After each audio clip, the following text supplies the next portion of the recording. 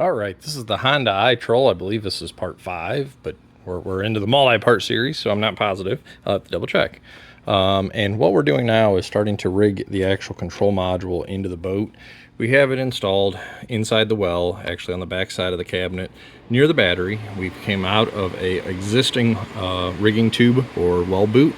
We've come down, and we kind of wanted to run along the same lines that his data and battery cables already do as control cables.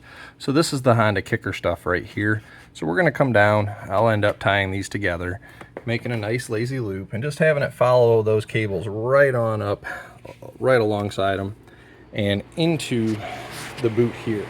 Now, the bottom boot is the battery cables. The upper boot is your remote control for electric start and choke and etc. Now, in this case, you can take out this screw here, this screw here, and this screw here, and you want to pick up just slightly in here and then move it out of the way. And you don't need to disconnect everything else. If you wanted, you could take the rest of the screws out, but it's really not necessary. Once you have this out of the way enough, you can pick up and pull the grommet out. Now, you'll see the grommet is split both at the top and at the bottom.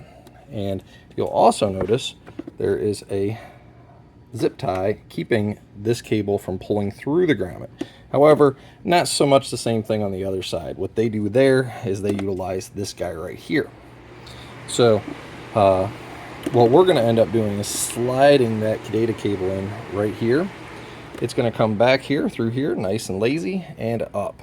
Now we'll end up attaching it about right here and likely up here, and we'll wrap it once or twice with tape. For the actual servo, we've tucked it in some existing wiring.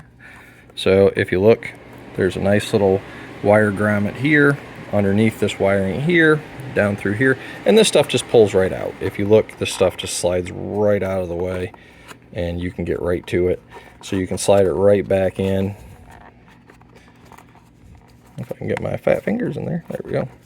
Put that one back on top of it and really get a nice clean installation here. So once we've tidied this up, once I've gotten a couple zip ties on this, he had an overheat issue, so we will be putting the thermostat back in also. But that will be the end of the stuff for the engine. At that point, everything else will be in the boat, and it'll be running his iTroll controller to the bow. He would like it up here on the top corner of the boat.